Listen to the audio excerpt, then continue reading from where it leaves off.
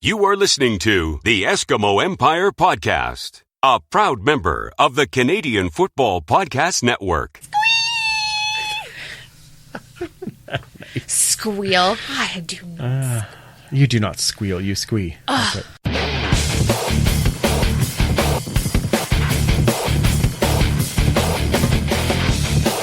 Welcome to the Empire. It's the Eskimo Empire Podcast. Riley's in the shotgun, looking downfield, and then throws. It is up in the air to the goal line. Bounces. What a catch! What a catch by Duke Williams! Touchdown, Eskimos! Bryant Mitchell. It's going to be intercepted. Arjun Colhoun. 108 yards to the end zone. Vidal Hazelton. Welcome back to the Turf District. I'm your host, Andrew, and this is the Eskimo Empire Podcast, brought to you by United Construction Company. You can find all they do at unitedconstruction.ca, and check us out at eskempire.ca for all our social media channels, the blogs, and show links. With me tonight is the one and only Commissioner Kayla. I'm sorry, I just had to. It was loaded. Did you like the pause of anticipation? That was very, very good. I like the pause. I'm also shining the bat light. Bat light. I know the bat light is out for tonight. It is. We are speaking to the one and only Bryant Mitchell on the show, and I'm so excited. Exactly. So now, no super fan this week as he's on his own bye week, and of course we do miss him as always, but glad that he's getting a bit of a break. As far as the Eskimos go, obviously not a whole lot this week, but there was a busy trade week in the CFL. Not a quiet week. If you haven't already, check out the Periscope where I kind of go off on people that don't, buy jerseys and then want refunds because that's dumb. And there's no reason for it. But good on the Hamilton Tiger Cats and a big trade, which then, more people are talking about the CFL. Not a bad thing. I guess in a way we had our own thing where, Terrell Owens was trying to incite the Eskimos to sign him. And then the Eskimos said, yeah, okay, you can just go away. So that's not a bad thing. I want to know what the negotiations were. Like, what were the terms? Well, I'm sure he just wants more money than we could ever give him. So, or would want to. That's what I'm thinking. So many receivers. Why did we? I mean, it's fun to speculate and be like, but honestly, everyone knew nothing was actually going to go down. Yeah, that's kind of what. Come on. Yeah. So, who knows? Maybe he'll end up in Montreal now. You never know. You never know. Might as well. Stranger things have happened. Cue the circus music. How was the rest of your weekend? It was good. It was busy. Yeah? Yeah. Hence the no vocal presence on Twitter. I took my own little bye weekend. Wonderful. Yeah. All right. Did you watch any other games? Or? No. Wow. Oh, I watched the Thursday one. Okay. And I was busy Friday, Saturday, Sunday. Oh, wow. Okay. No. Well, was I? Wait, who played on Friday? Let's go with yes. I may have fallen asleep. It's okay. It's all right. Was it the Red Blacks game? Wasn't that game? Yeah, it was the Ottawa BC game. Oh, yeah. I got very angry. I did watch that one. I got angry, so I put it out of my head. I see. All right. That's fair. I understand that. PickEms. Exactly. Oh, we're going to get there. Reminder, just while we're at it, West of Us in the Park happens on August the 9th, so we're only 2 and a bit weeks away.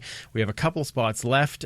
Come join us for tailgating, an old Eskimo game, and then a brand new Eskimo game as we watch on the 14-foot screen, we sit back and watch the Eskimos take on the BC Lions on August the 9th. So message us, email us, whichever way you want to get in touch with us, we'll get you another spot, and we're going to have some fun on August the 9th.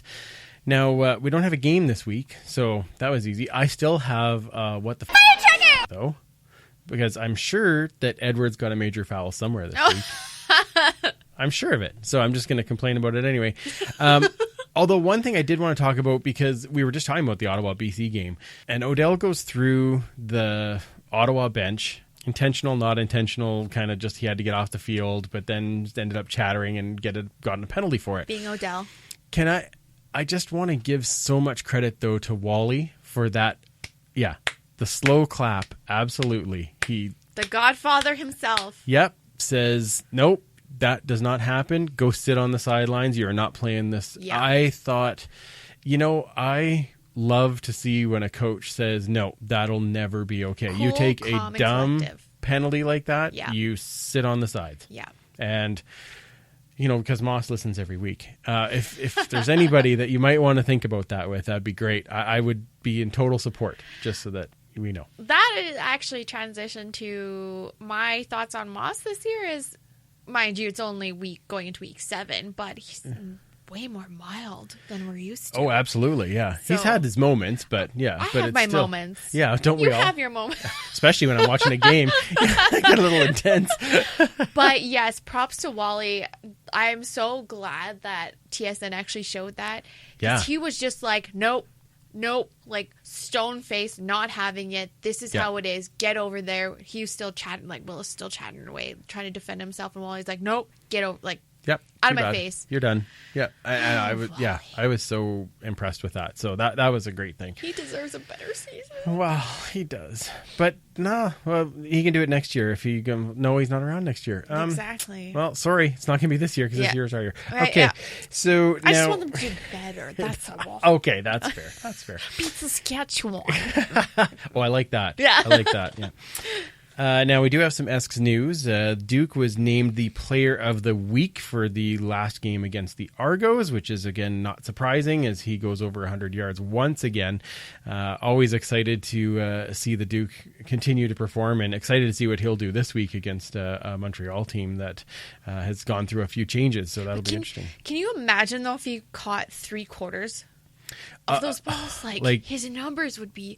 Oh, they'd be astronomical. Oh, yeah. man. Yeah, he has a few push-ups to do. Oh, absolutely. Yeah, it'll so all do a come there. few others. It'll get there. Yeah, I'm not worried. Yeah. The other big news was, of course, the 50-50 is going to carry over, and so it will start at $70,000 for the Saskatchewan game on August the 2nd. So if we didn't have enough people coming already, there's going to be people coming for a big jackpot. 50-50. I'm very curious to see how high that sucker gets, actually. It's going to be pretty cool. Especially on a Thursday.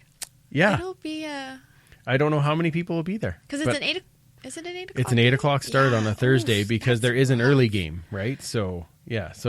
But we'll see. There's a game out east on the Thursday as well. There's 2 Thursday games? Yes. Why? I don't know. That one I don't get. But on the other hand, it's the time that we get to use the TV to watch the early game. friend. And then we get to go to Shut our up, own Kayla, game. and just This is enjoy so this. awesome. I know. I'm so excited. Thank you, UCC. Now, we did have some good news at practice this week. We saw returning to the field Arjun Colhoun, Yay. Mercy Maston, Kwaku Boateng, and surprisingly, actually, both J.C. Sherritt and Christoph Malumba-Shamanga were back on the field. Thank goodness. Now, Colhoun and Maston still have one game left before they can come off the 6 games, but they can practice this week. So we may not see them in Montreal, but we may be seeing them against Saskatchewan. Which is where we'll need them. Yeah, quite likely. Mm-hmm. Yeah, so I think that'll be very interesting, unless they decide to pull one off early, but I don't know if they will. But it's just nice to see that. And, of course, Kwaku coming back into regular rotation, even though he was just he was there but not. Yeah. If he can get back in and rotate, I mean, we're always excited to see Earth Kwaku back. Of course. Yes. Of course. And by the way, if you ordered your Earth Kwaku shirts, they just came in this week, so we should be able to get them to you right away. So that's it? That's all? Because it's a 6-week. Wasn't everyone injured in like the first week? Yeah, there's a few that are still, the one name that isn't there is Johnny Adams. So he might have a longer injury, and we don't know yet. Okay. Hightower was the following week. So Hightower still has a chance to be back practicing next week. Probably not in for the Saskatchewan game, but possibly for the BC game the week after. So there's still some names on there. Konar was a couple of games in. So Mike Moore was a couple of games in. So we'll have to wait and see where those guys are at. But at least we're getting some coming back instead of saying, oh, well, these are all the guys that are off. Yeah. And actually, the biggest surprise to me, we just talked about all the defensive side guys, but today, CJ Gable was a full participant in practice. You saw him? So, no, I actually got it from Dave Campbell. Oh, okay. And I'm blown away. I thought for sure he was going to be out for a while, but full participant today, so he's It looks like he's playing in Montreal. That's where I was concerned because they weren't saying anything. Jamel's still on the injured list.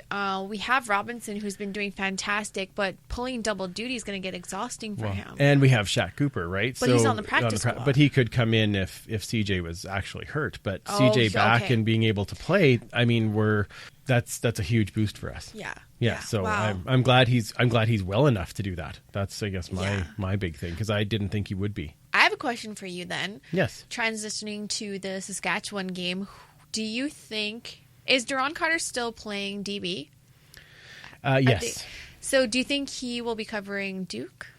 No, he would be, because he usually covers the corners, so he would be either on Darrell Walker or his cousin, Kenny Stafford. That's his cousin? Yeah, they're cousins. You didn't know that? I did not know that. Oh, well, there you go. The more you know. These are the days of our lives.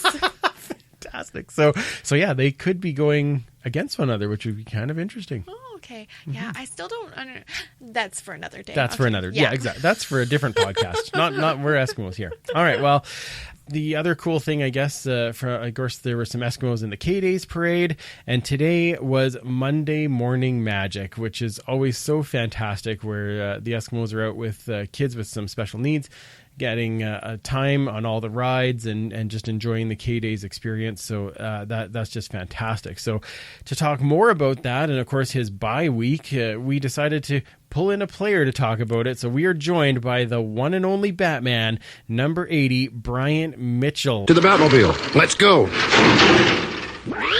Atomic batteries to power. Turbines to speed. Roger.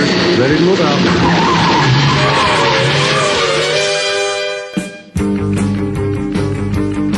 Welcome to the Turf District, man. Oh, thank you. I really appreciate you guys having me. Absolutely. I mean, we got to talk to you a little bit last year just for a short time, but figured that we might get a little bit more knowledge about you and kind of, how excited we are to have you on the team. So, but let's start first with what I was just talking about, Monday Morning Magic and your bye week. How was the bye week, actually, getting away from football for a bit?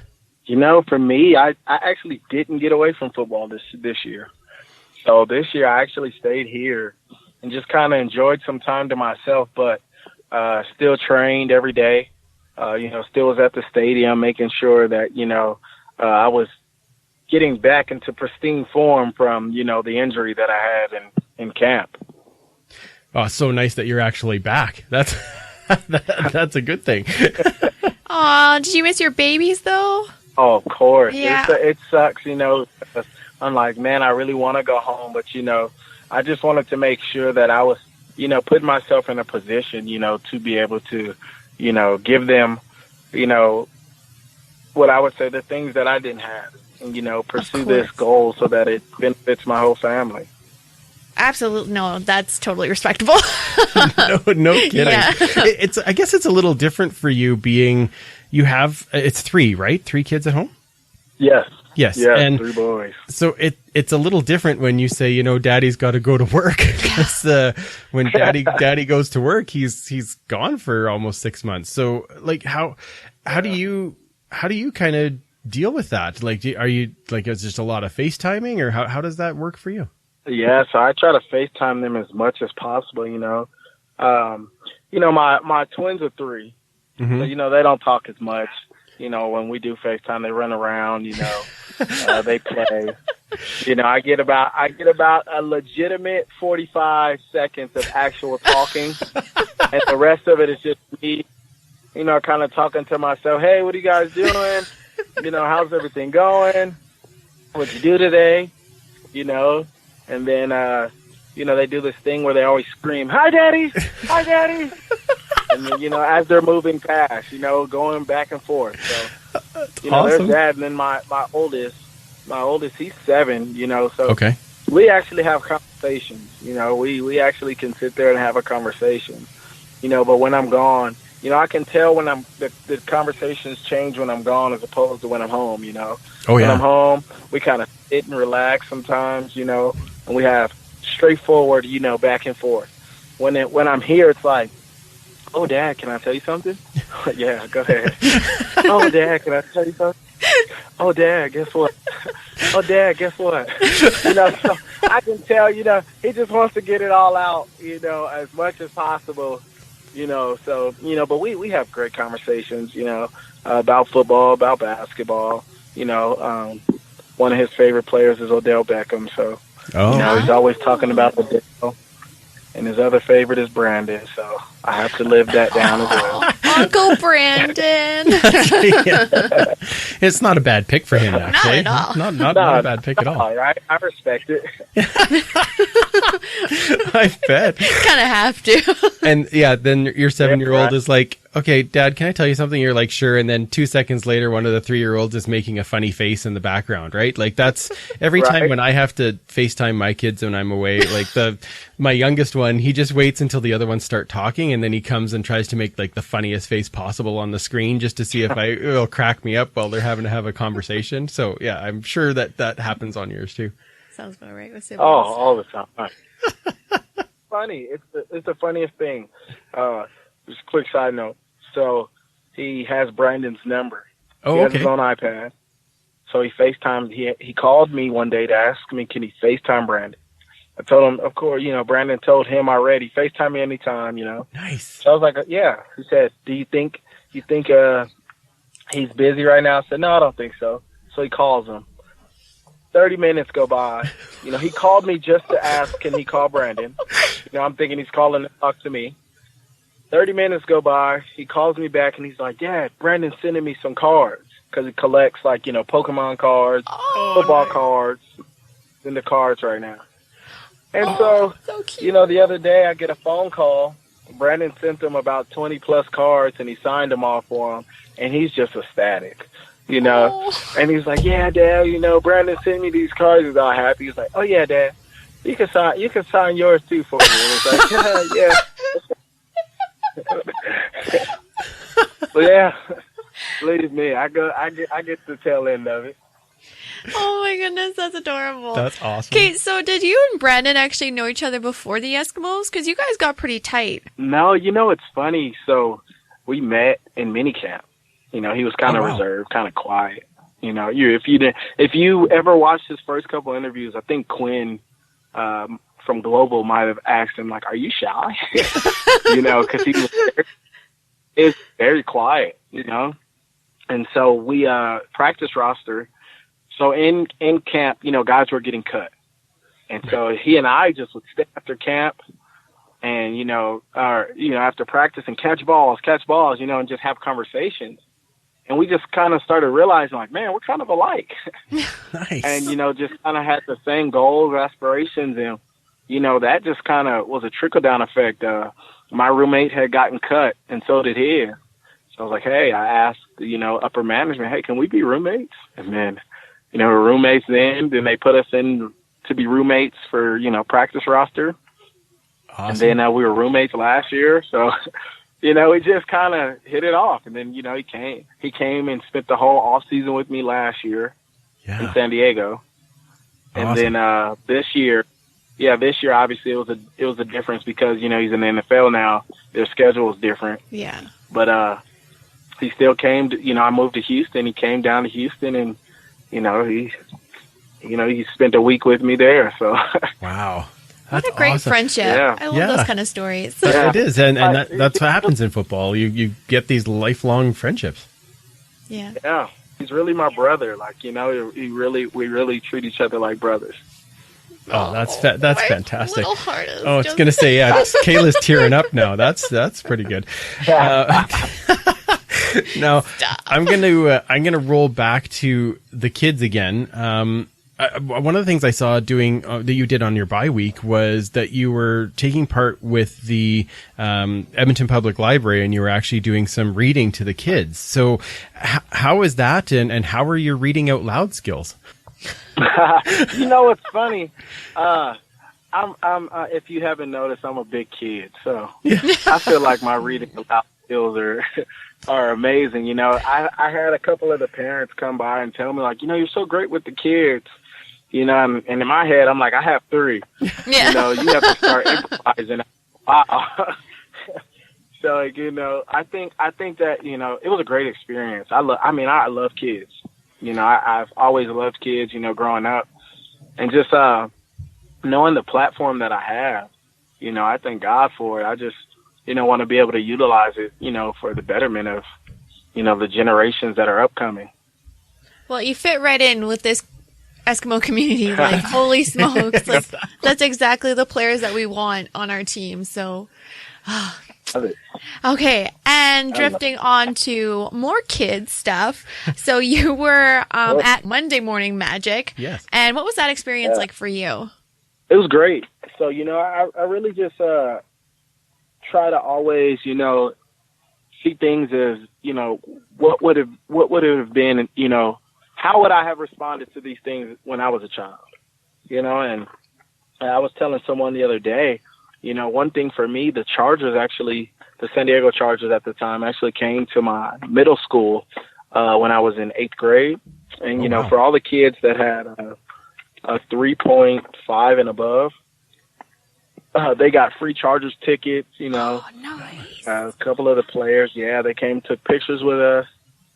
And, you know, for me, that was just a great experience. You know, I never had met a celebrity in my life or who I would have felt to be a celebrity.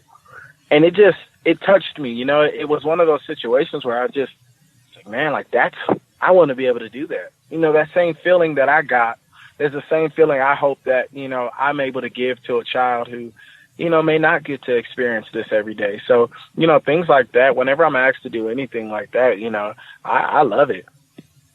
Oh, I bet. That's fantastic. It's so, I mean, you don't just make kids excited. I got to let you know, Brian. I mean, there's lots of us that get excited. Yeah. Now, when you're having to do all that and you're in and around all the kids, does it make it harder for you with, like, not being at home, or is that just kind of like, okay, I'm in that moment, and then you know you're going to be back home soon? So it depends, you know. There's days, you know, there's certain kids that will get to me, you know. There's 2 families out here that, you know, kind of took me in, you know, treat me like family, and they have children, you know. So, you know, whenever I'm with them, you know, it just really makes me like, man, you know, I want to be able to do this with my kids right now, you know. So, you know, that's definitely hard at times to really just sit there and contemplate life, you know. Is this what I want to do? You know, do I want to continue this, you know, being away from the kids, you know? That's tough. I bet. So, you know, I definitely, you know, have had those mind battles. But, you know, for what it's worth, I always, you know, try to remind myself, at the end of the day, my kids personally, they'll see that, you know, I went after my dreams, you know, and the thing with it is, when I tell them to go after their dreams, you know, they have an example.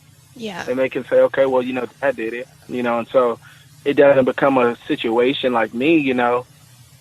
My mother was single with 5 kids, so, you know, she wasn't able to go after her dreams per se, right? You know? Yeah. But she raised us, you know, and so for me, that's always been big for me, to be involved in my kids' lives and, you know, just to be able to demonstrate what, you know, I would want them to do. Yeah. Wow. Awesome. We're just over here like, you need to be a pillar, that's for sure, for your kids. That's the most important thing. Definitely. Okay. Well, before the waterworks start going for Andrew and I, let's start trending. So when did you start playing football? You know, I started playing at a young age, but I only played flag. So I played flag football up until high school. Okay. And then my freshman year of high school was the first time I put on shoulder pads. And, you know, they tried me out at receiver. And, you know, I was scared of the ball. And so they switched me to corner, you know. And I was a small guy growing up. You know, I was about 5'4" freshman year of high school. Oh, wow. So, yeah, I was a small guy. But, so I played corner, and, you know, I did well, and I actually was academically ineligible for the rest of that season. Okay. You know, just going to school wasn't really just focused. You know, I was going to school about 30 minutes from the house. You know, I was getting bused to school. It just wasn't focused, so I ended up transferring schools. I had to sit out my sophomore year, And then I played my junior year receiver. You know, I had a huge growth spurt sophomore year. You know, I was about 5'10", 5'11". And then, you know, junior year I'm at 6 feet, and senior year I got to 6'1". So, you know, and now 6'2". So, wow, but, what a spurt! Yeah, and it hurt bad. Bad. So, but now I, you know, in it all, I played junior year and broke my wrist, and so I sat out half of that year, came back, and when I got back, it was a lot of just, you know, blocking. And so my senior season was the first, like, full season that I got to play receiver. You know, I dropped a lot of balls, a lot of touchdowns. I was nervous, you know. A lot of push-ups. And one of my best friends at the time, yeah, right? And one of my best friends at the time, quarterback. And so there'd be days I didn't want the ball. He'd still throw it my way. You know? Too bad.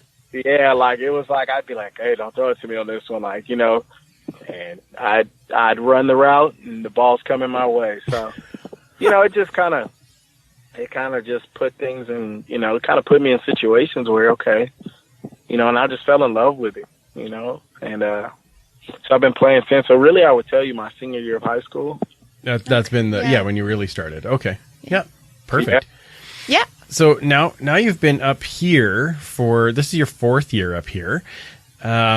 Yeah. Have you kind of gotten used to the Canadian culture now, and kind of what are your favorite parts of that? Because I mean, this is completely different from being in San Diego, I would assume. Yeah, definitely. So, one of my favorite parts, I would say, I mean, I don't know if this is all over Canada, but I can definitely say Edmonton would be the hospitality. You know, I've found that, you know, there's a lot of hospitable people here, you know, so that's definitely a plus. You guys, to me, have the best French fries. So, you guys, it's French. Score one for definitely, you know, definitely top 2 in the world to me from the places I've been. Nice. So definitely your French fries. So what specific places are you talking about? Because clearly I have not found these French fries. No. Me and Brandon used to go to, so what is that place called? I really like Cactus Club's fries. Nice. Oh, their potato, sweet potato fries are. So I love their sweet potato fries, and I also like their, the truffle fries. Yes. Ooh, those are truffle good. I haven't tried those. Yeah. Okay. All right, I got to put that on the list. I see an Empire field trip in the near future. Yeah, that's nice. So now you've been up here. I'm going to ask you as well. Why number 80? Or was that just assigned to you, or does that have a meaning to you? Well, now it does. You know, before, you know, it didn't mean anything to me. You know, when I got back after I was released in 15, when I had 89 that year. Right. So, you know, when I got back, I thought I'd have 89 again. And, you know, I had 80 when we signed Chris Getzoff that year. Right. And I saw the 80, and you know, it just was a new outlook for me. It was something that I really liked. And, you know, ultimately I just ran with it. Nice. So, yeah, awesome. It's pretty decent. Pretty decent. It looks pretty good. Yeah. Exactly. All right. So this question just had to go to me, obviously. Yes. All right. From San Diego, my friend, but you've never been to Comic-Con. What the heck? I know, right? So that was the question, right? It was more of I guess, what were you thinking? It seems like every time there was an opportunity to go to Comic-Con, or, you know, as I got older, you know, when I was younger, I couldn't afford it. As I got older and could afford it, I was always in football. Yeah, that's fair. You know, that's fair. I was always either in summer camp, you know, right now, like, you know, a lot of guys being like spring ball, right, summer ball, like always in football. And then even when I got released in 15, it just wasn't, you know, on my mind. So when it was going on, I was, you know, the twins had just been born. So, you know, I was just dealing with that at the time. It literally crossed my mind. And after that, I just have not had the opportunity yet. Well, like I've stated before, there's opportunity come September in Edmonton, right down the street from you, so you can take advantage of that. Maybe I'll Andrew will definitely be take there. you. Yeah, exactly. I'll meet you there. We can go through all the Batman stuff. It'll be amazing. I will not be here. Okay. Oh, well. Sorry. Yeah. Okay. Well, we'll find a way. Tell me about that. I mean, we all call you the Batman. You always have your Batman shirt on. You got what kind of draws you to that character? When did you get kind of closer to that character, I guess? So I really like how he doesn't have powers. Yeah. He's just cool. Yeah, just in the mind, he's attainable.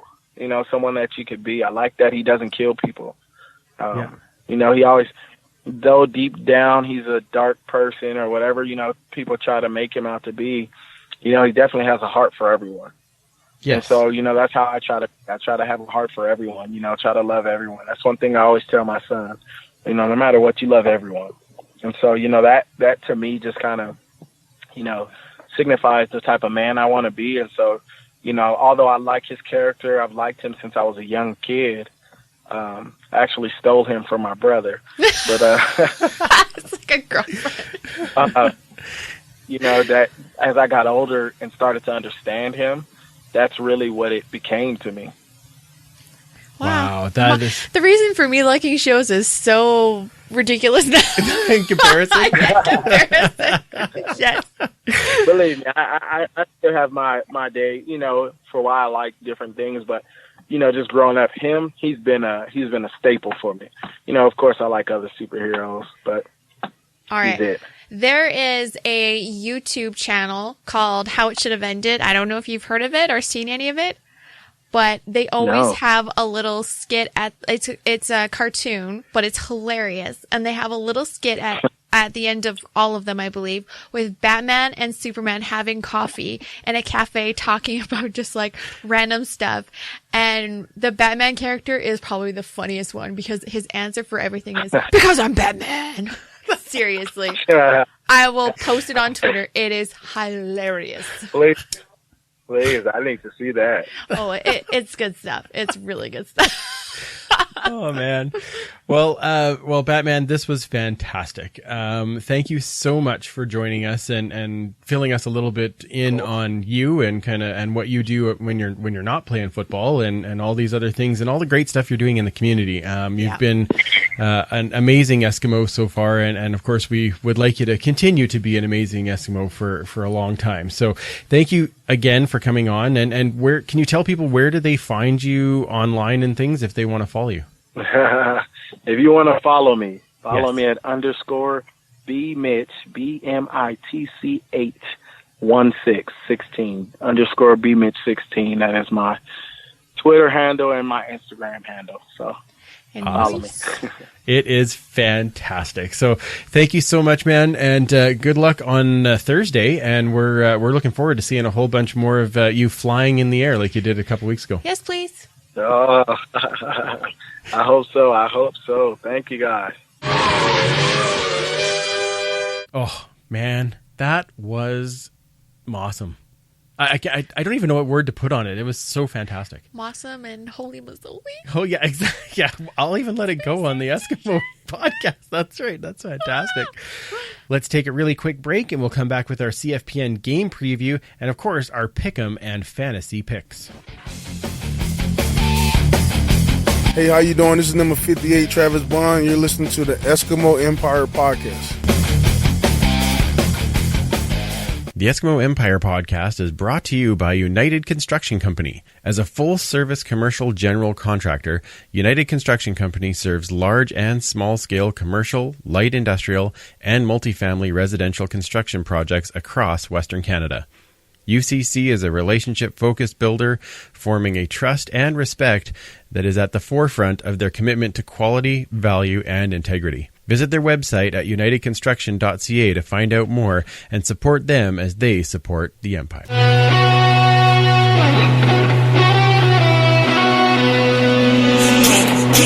loud for me. Get loud for me. Get loud for me. Hands in the crowd, we tearing it down. You can join the Empire online. Find us at eskempire.ca. Check out all the new blogs and then follow us on Twitter, Facebook, and Instagram. For more history, follow @EsksHistory on Twitter. and even more of my picks on Esk Empire Photo. Don't forget to rate, review, and subscribe to help the pod grow. Thanks again for listening. Let's get back to the show. Welcome back. No Eskimo history moment this week without superfans. So that will return next week. Yay! So it is time for our pick'ems. So now the leader after this week is still Jake Sperling. And you know what? I want to give him a shout out. Yes. Because not only did we say that he was the leader, which he was, but he sent a really, really nice email to say that he really enjoys the podcast, and we're going to try and get him on as a featured fan. That'd be excellent. Obviously a guy that's very passionate about the team and likes the show. And so thank you for doing that, man. I can't tell you how nice that is when we get compliments like that. And I mean, I'm always surprised when people listen at all. So I know, right? when somebody says that. So I thank you so much. Now we are, of course, a bit down the list. The three of us. I'm the highest at 39th. Now I did make some ground up this week, but still, yeah, we're mid of the 90s pack there. We need to. I must have fallen. Well, you know what? The good thing is now people know, they can pick what you pick, or they decide, well, maybe whatever Kayla picks, I'll go the other way. I mean, there's always You're a way. welcome. Yeah, I know. I think I went 3-1 this week, so I won't complain too much. Really? Yeah. Didn't I switched from BC to Ottawa. I will admit that. You switched after that injury? Yeah, as soon as they said Elimimian was out, I switched it over. Give him the benefit of the doubt. Stupid Kayla. No, it's fine. You'll do better. I know how this works. Now, this first game on our list for this week, of course, happens to be the Esks at Montreal on Thursday night. Now, our Uncle BD stats moment is all about Sean White. So he's returning back to Montreal, where, of course, he played for a long time. But he only needs one convert for 100 converts at Percival Molson Stadium. And he needs 1 point to have 400 points at Percival Molson Stadium. So that's kind of two big ones. And I think you could get them both on the first drive, right? Easy Kicking peasy. the convert? Easy I love peasy. it. That'd be awesome. Now, over his career, Sean White, 77% field goal percentage with BC, 84% with Montreal, 92% as an Eskimo.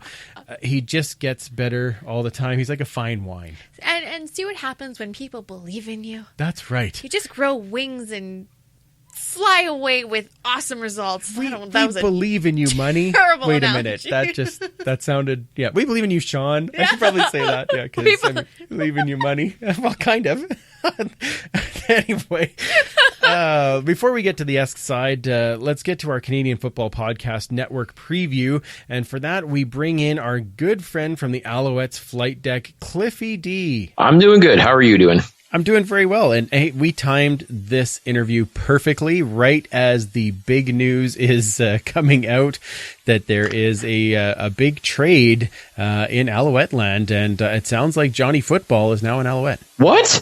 I mean, nice. Breaking news. Exactly. Big changes here, and quite the trade. Yeah. I mean, as you said, we're just learning about all this now, but yeah, it's definitely an interesting trade. I mean, I don't know if this is the trade I necessarily would have made, but I mean, it does address a couple of things for Montreal right away. I'm disappointed to see Jamal Westerman and Chris Williams go, just because I both thought they were solid dudes, and they were definitely contributors on Montreal's team so far. I mean, like, there hasn't been a whole lot of bright spots to speak of, but I mean, those two definitely were, I felt, two spots that were really, really interesting and really, I felt they were good contributors in their very brief time here in Montreal. Yeah, I agree. The one thing I'm very concerned about, though, is 2 first-round picks in 2020 and 2021, because I'm not sure if you're aware or not, but as a result of the Alouettes taking Tyler Johnstone in the supplemental draft, they don't have a first-round pick in 2019. So now for the next 3 years, the Alouettes, unless they make a trade, don't have a first-round draft pick in the Canadian Football League draft. That's a little concerning for me. Yeah, I can understand that for sure. Like, you want to have that Canadian depth. I totally get what you're saying.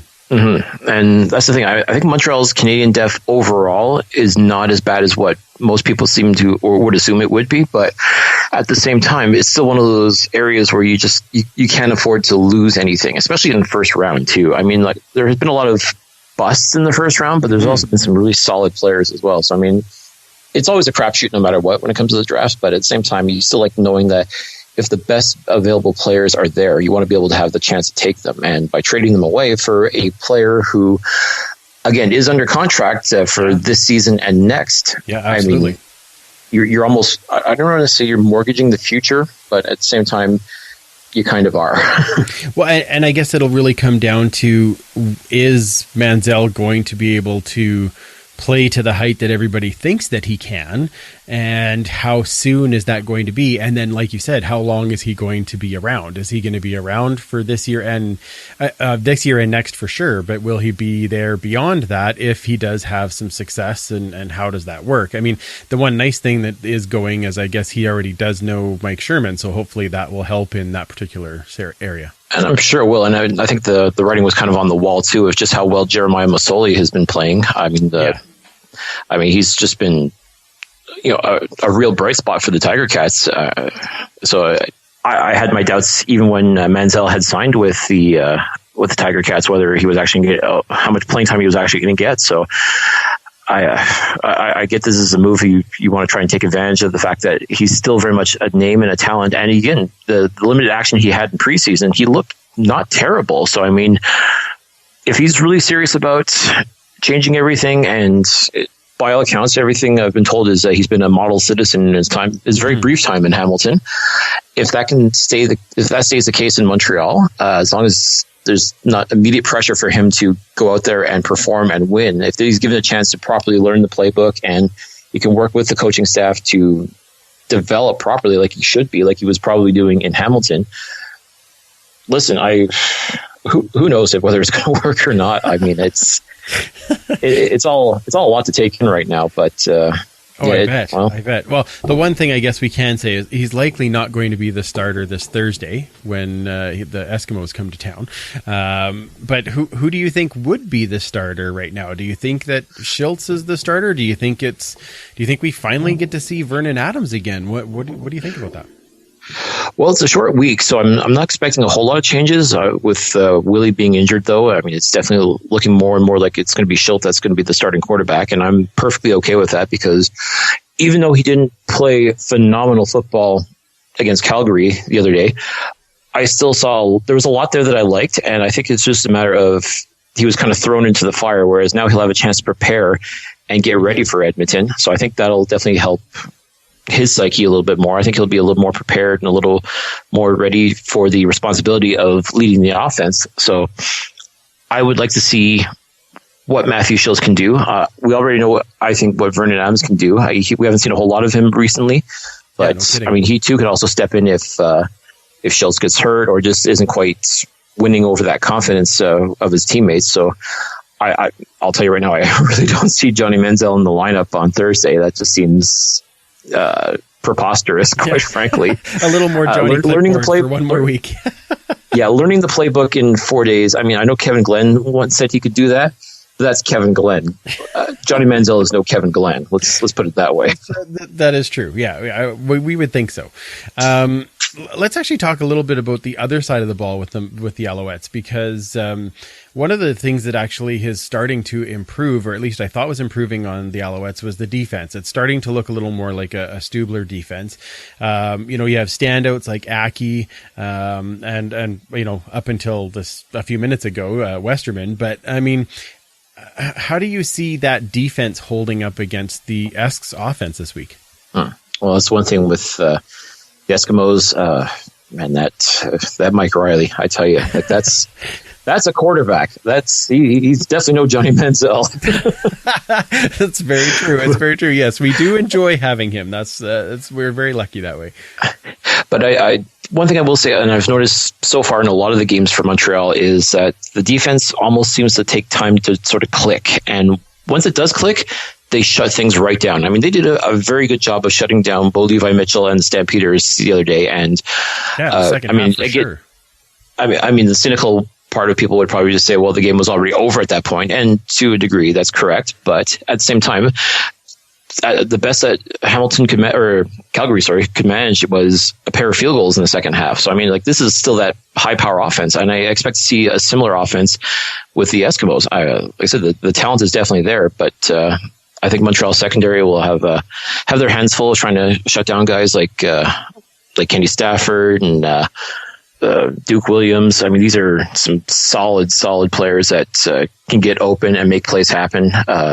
But I think Montreal will be up to the task. I think they'll get out there and they'll want to show themselves. They know that they played as well as they did against Calgary, and Edmonton, as far as I'm concerned, is a very similar test. So to me, I want to see what this defense can do, and I want to see if the offense is able to respond as well, because defense shutting down teams is great, but if you're not putting points on the board, then it doesn't matter, quite frankly. I guess, yeah, you kind of have to find the balance for sure. And maybe this trade actually helps with that balance, especially getting some offensive linemen back. Of course, one that was, an Eskimo for a long time in Tony Washington, and one of our favorite guys, had him on the podcast a lot. So I think that he'll be a great addition. And when you get a chance to chat with him, I think you'll love chatting with him. He's a really, really good dude. So okay, so now just briefly, what do you think would be the keys to the Montreal getting the win here against the Eskimos this week, especially after the shakeup?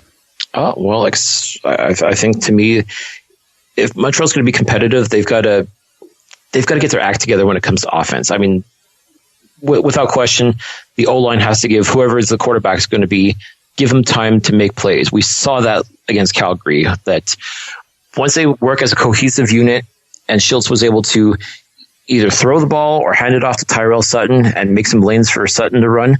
Mm-hmm. Good stuff was happening. They were able to move the chains. So I think if Montreal can do that, if they can find a way to just sort of keep the defense at bay for the Eskimos, definitely is going to help tremendously. Like I said, the defense for Montreal will have to step up and not just play like the second 2 quarters. Like, they can't just play in the second half. They have to play all 4 quarters. And unfortunately, you look at a couple of the games that they played, like against Ottawa, for example, at home, and even against Calgary. Like, it was like a tale of 2 halves for both games. Like, the first half was just, the defense was not there whatsoever. Whereas in the second half, defense tightened up and shut the teams right down. So they've got to find a way. They just have to find a way to play 4 quarters like that as opposed to 2. Yeah, absolutely. I 100% agree. So I think this is going to be a fun game, and I guess we'll be following the rest of this trade as the rest of the week goes on to see kind of who is suiting up where, but it's going to be a rather interesting week for you and for us as well. Thank you again for coming on. I love having you on, Cliffy. I love your insight, especially with the Owls and being so close with all the guys and knowing who's where. Tell everyone where they can find you and your work online and all those things. Well, if you want to hear our thoughts on the Alouettes, you can certainly do so at the Alouettes Flight Deck. You can follow it on Twitter at AlouettesFLDeck, or just head over to www.alouettesflightdeck.ca. Or if you'd rather read my thoughts on the Alouettes, you can definitely check out the Alternative blog. And you can find that at www.alsalternative.com. And of course, by all means, give me a follow on Twitter. I'm at CliffyD. That's CLIFFYD. Perfect. That is the best way that I know. That's how we talk to you all the time. So it's awesome. But thanks for being part of the network, and thanks for coming on to break this down right as this happened. Well, that's the beautiful thing about the internet, and just when stuff happens, I mean, you can't predict it, right? So you just got to roll with it, and it's part of what makes this fun. So I'm looking forward to being able to share my thoughts on that, not just in the Alternative, but also on the Flight Deck as well. It's going to make for an interesting week of football, that's for sure. No kidding. Well, good luck on Thursday, and maybe friends off for a few hours Thursday night, but then we're back on after that, of course. Well, like I said to Janine from the Mouchoir podcast, I always say for those 3 hours during the game, at game time, business is business. Friends off. But afterwards, friends back on. That's the way you got to look at it. That's what's so great about our league, is that we can have that sort of rivalry mentality, but at the same time, we appreciate each other afterwards, and that's really what makes Canadian Football League so fantastic. Absolutely. Thanks, man. Really appreciate this. All right. Thank you. All right. Thanks again to Cliffy. That was fantastic. It was kind of cool that we got to talk right about the trade as it happened. The one trade I guess we didn't get to talk about was, of course, the Darius Bowman now going to Montreal. Yeah. And so now now Bowman is going to be facing his old team once again this week. And quite likely, I can't imagine that they would keep him out of the lineup at this point. They need some leadership in that receiving core. So I be curious to see how that shapes up with whoever it might be throwing him the ball, but more likely it's going to be Matthew Schultz. Yeah? I think so, yeah. Manziel is not going to be able to learn the entire playbook in a matter of 3 days. It's true, but it is Cavis Reed, so you I guess laugh at my joke. I think nice. I think we'll see Manziel in the game at some point for a couple of snaps, but I don't think he starts. That's what I think happens. No, that's fair. Especially if it's a blowout, just stick him in there anyway. Just get him a chance to play with these guys, right? Yeah, see how it goes. Against our D-line. I don't mind that. I'm all right with that. Now, Eskimo's side of the ball, let's talk about what we need to do to win this game. So what would you say would be a key to the Eskimos winning the game? Play. Well, play is nice. Yeah, that's true. It's true. No offense, MLT or MTL. I see that. I joke. I know you do. I think one of the biggest keys to this game is to not take it too lightly. Yeah. Oh, absolutely. But B, we need to just execute on offense. We need to catch the ball. Yeah. Yeah. And I think also for our D-line, can you continue on with pressuring the quarterback? Oh, yeah. Absolutely. Take that Matthew Guay off his feet a few times, mess him up. Yeah. Scramble up the brains. I think that. Well, let's not get crazy. No. But in a confused way, not a physical way. Okay, good. Like, okay, I wasn't mental way. Yeah. Okay. Of course not. I don't incite violence. Okay, good. I was a little worried for a moment there. I'm like, wow, you're really pushing for this. Yeah. Oh yeah. No, I think.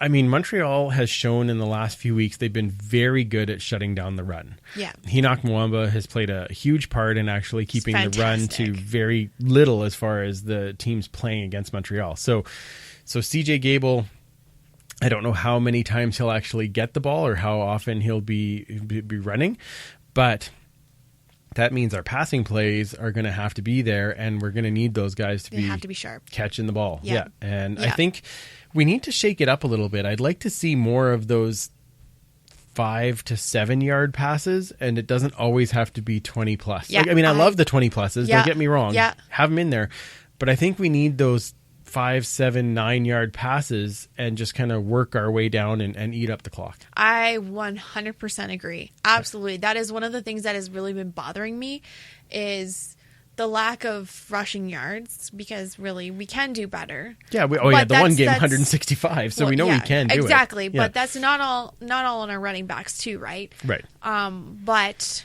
I agree. Like I love having those downfield shots, but sometimes you're just like, no, just get the first down. Yeah, like you exactly. don't need to hurry this game up. You need to eat the clock, especially if it's on your side. Get those first downs, play the field, play the clock, and then if you need to, trust your guys enough to be deep in by the end zone to run it in. Yes. But no, I completely agree. It's one thing that's been driving me bonkers. And like Mike Riley, I will never say a bad thing. He's an excellent quarterback, but I even noticed in practice is he was overshooting a lot. Oh, okay. I don't know if you had noticed. I've noticed it at certain times. This year, actually, it's been better than past years. Oh, you think? Yeah, I think so. Like he's been, but he gets excited in a game, and and he's got a strong arm. Yeah, I don't. Sometimes I think he doesn't know his own strength. Like it's very impressive. Don't get me wrong, but it's either that or the receivers just aren't being where they're supposed to be. Like I'm not sure. I don't know the playbook, but yeah. That is definitely something. And, mix it up with the receivers, too. B. Mitch!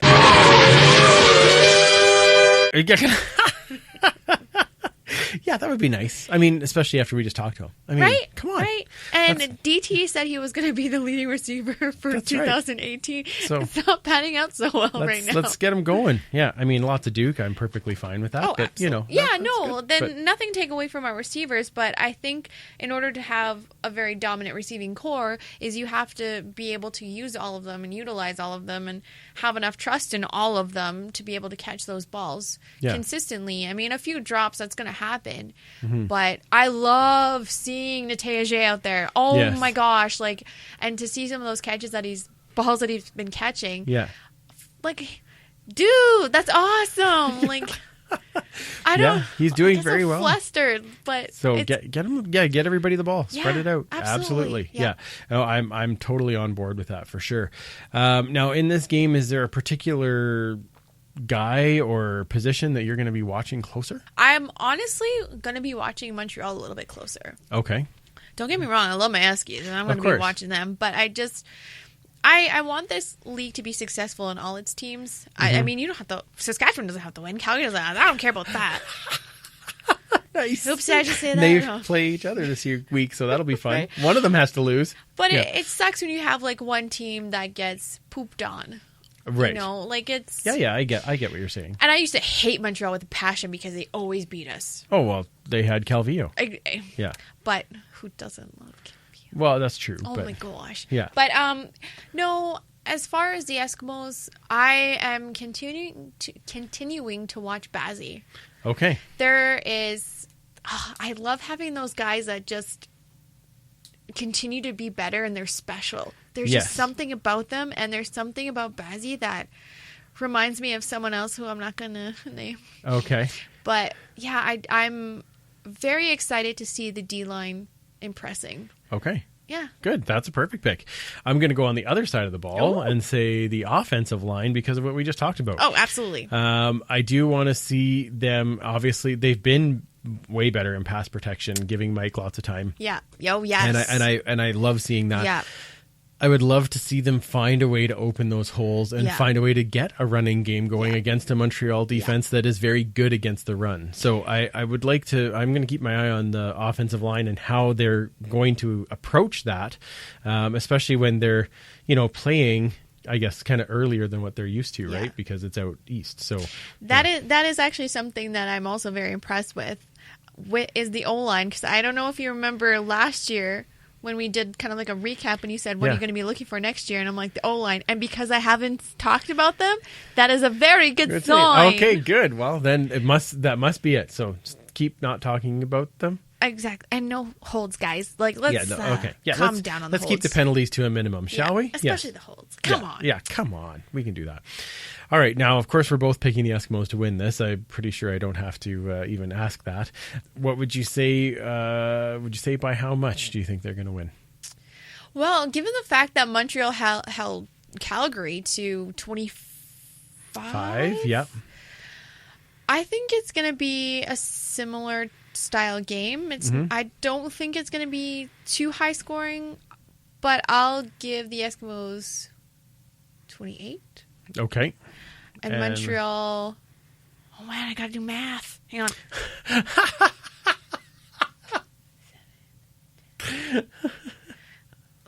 13? Okay. Oh wait, no. 14. There's going to be a rouge in there somewhere. Okay. Okay. All right. That sounds wonderful. What about you? I'm just gonna give the Eskimos a 7-point win. I think that all of this trades and things is going to give Montreal, the other players are going to be like, hey, we got to step up and get playing and we got to get going. And I think that Montreal's defense keeps improving every week. Rich Stubler's defense is getting better. So I don't know. I've seen them shut down other teams, and unless our offense is executing much better than they have been the last couple of weeks, I can see it as a tighter game than we might expect. I still think Eskimos win, but I think it'll be closer. Well, I trust your word over mine. Look at my pickups. No. I think you're good at that. You're good at that. All right, let's get to our other game. So Friday night, Toronto versus Winnipeg. Now, this is, of course, the rematch of the game that happened on Saturday that Winnipeg slightly ran away with. So, who do we got in this one? Do you want me to pick first, or do you want to pick first this time? You go ahead. All right. This one, I'm picking Winnipeg at home. I can't see them losing again. Don't get me wrong, I'd be happy if they did. Mm-hmm. But this is Winnipeg at home, and they play better at home. And if you want Andrew Harris on your fantasy team, that would be a great choice because he's just running over everybody this year. Yeah, I agree. Yeah. Which means they'll lose. Hopefully, yeah. So you're picking Winnipeg? Yes. Thank you. Appreciate that. Saturday, we have what I think is going to be a very interesting game. Yes. Ottawa versus Hamilton in the early game. Now, who do you have in that one? And this is in Hamilton. Boy, oh boy. Ow, who am I kidding? I'm picking my boy, Holy Mazzoli, coming through for the win. Nice. Sorry, Red Flags. Nice. Oh, that's hilarious. Which I probably just doomed them all. You might have. This is a really tough one for me. Yeah. The thing is that I've seen Hamilton's defense play really well, and I've seen them kind of been not as good the last couple of games. So I'm actually thinking I'm going to pick the Red Blacks in this one and see if they can continue on a bit of a roll. I think Harris is trying to kind of regain himself, I guess, from even the early games in the season. So I would like to see. I'd like to see Ottawa win, and I think it'll be a close game. So I'm going to go with Red Blacks on this one. Yeah, there's a problem Hamilton's having right now is they start off quite strong, decent shape, and then all of a sudden it's like, we don't want to play anymore. I'm real tired. Or something. I don't know exactly what's going on. It's just weird. Like flatlines and deflates, and you just actually want to go on field and pull out your hair. What are you doing? Like, this is almost more frustrating than watching the Eskimos play sometimes. Yeah, they should have a better record for what they're doing. But anyway, yeah. I don't know. We'll split it on that one. Now, last game, Calgary versus Saskatchewan in Saskatchewan. So now I got to pick this one. I think this is going to be a defensive chess game, a massive defensive chess game. And I'm going to give the edge to what I believe to be one of the best defenses I've seen in so many years in Calgary. I think their defense is just, it's unreal. And I thought they might take a step. I even said I thought they might take a step back with the changes in their secondary, but man, it's like they just got better. So, it's frustrating. It just pains me to say it, but I do think that Calgary will pull this one out against Saskatchewan. And honestly, between the two, I think I'm okay with that. Yeah, no, I for one, a tie would be wonderful. Okay, I'd be okay with that. That'd be great. Well, see, I'm all about the math here, folks. Okay, the West math, if you will. And we all know Calgary is Calgary. Sure. And they obviously best regular season team ever. Yeah, and they can stay that way. As you know what? That's cool with me. Y'all can suck in the friggin' playoffs or blow hard. Anyway, so in order to keep us in the running, yes, because we are kind of one of those teams that's been a little in the middle of the pack. Yeah. Mm-hmm, mm-hmm. We need them Saskatchewan Roughriders to lose. Sure. And keep losing. That'd be great. And they can go to the East again and lose in the playoffs. That'd be fantastic. I'd be all right with that. Mm-hmm. Sure. So I am not about the ABCs right now. I am all about the go get 'em stamps. Yeah. Because we need to for the math. All right. I'm picking Calgary. Sounds fair. Awesome. But what else is new? Let's be honest. Awesome. All right, and we got the picks from Superfan as well. He was going with Edmonton, not surprisingly. Winnipeg, so we're all three the same on that one. He's got Hamilton, much like you, and Calgary as the two of us. So, all right. So we've got, we'll see see if my Ottawa pick gets me a little farther or puts me behind. We'll see how that all pans out. All right. Now, our fantasy side of things, our leader is still Matt Pretty. He's still running up the board. Now, I did move up to 14th this week, though, so I'm starting to go in the right. I finally had a week that was fairly decent, even though I thought it was going to be blah. But I picked Bo Levi Mitchell and Eric Rogers, and that got me a few. That brought me back to respectability last week. Go. So already talked about Andrew Harris. This might be a week, actually, where you might actually look, if you start a defense, to look at starting the Eskimo defense. Yeah. Because with all of the changes in Montreal, that offense is going to definitely be a bit reeling. I mean, Schultz knows the offense and is coming in, but now they've lost different players. They have different offensive linemen that are going to be playing. It's going to be a bit clunky. It could be a bit. So this might be a good week to pick up the Eskimo D. So yeah. And now you were saying it on the Periscope. There's going to be maybe possibly 2 Empire focal points this week. Oh gosh, yeah. I don't know what I got myself into. I've got. Nice. Oh, and I think the special one that I had planned to put out, still plan to put out at some time during the season. Okay. But I want to commit to what I committed to. Okay. But I think I'll keep them a little bit shorter. Okay. And then I'll do my regular one on Wednesday night. It'll be issued. Wednesday night, the night before the game. Okay. The year before the game? Holy jeez, that's great gin and tonic. Yeah, let's go with that. All right, that's perfect. We always look forward to that, and we will retweet it as always. Well, this was fun, Kayla. Yeah. I love hanging out talking football with you. It's pretty fun, hey? My joke, hang on. Oh, yes, yes, we were talking about we need to put your joke in. Yeah, all right, we do. So people who buy Hamilton Manziel jerseys? Well, folks, you bought at your own apparel? That's a lovely dad joke. I do appreciate that. I do appreciate that. Where does everybody find you online there, Commissioner? On the tweets at Dutch Lombardi. Perfect. And of course, you can find me at Freepalicious, and you can find the show at Empire Pod. Thanks again to Batman Bryant Mitchell and CliffyD from the Alouettes Flight Deck. And of course, thank you to our sponsor, United Construction Company. Check out their website at unitedconstruction.ca. You down with UCC? Yeah, you know me. I've always wanted to say it, so now I feel I had a chance. Let us know if you want to come to West of Us in the Park, as we talked about. Make sure you find us on all of our social channels, which you can find all the links on eskempire.ca. We'll be back next week, and we will have a brand new featured fan. So is it time for Batman to take flight this week? Absolutely. Can this D continue to keep teams under 20 points? Absolutely. And after the rest, is it time for this offense to take off and get a big win? Absolutely. For Commissioner Kayla and Superfan Mike, I'm Andrew. Remember, you can't catch footballs with your face, and we will absolutely talk to you next week. Thanks for listening. Find more great shows like this at CF Pod Network on Twitter.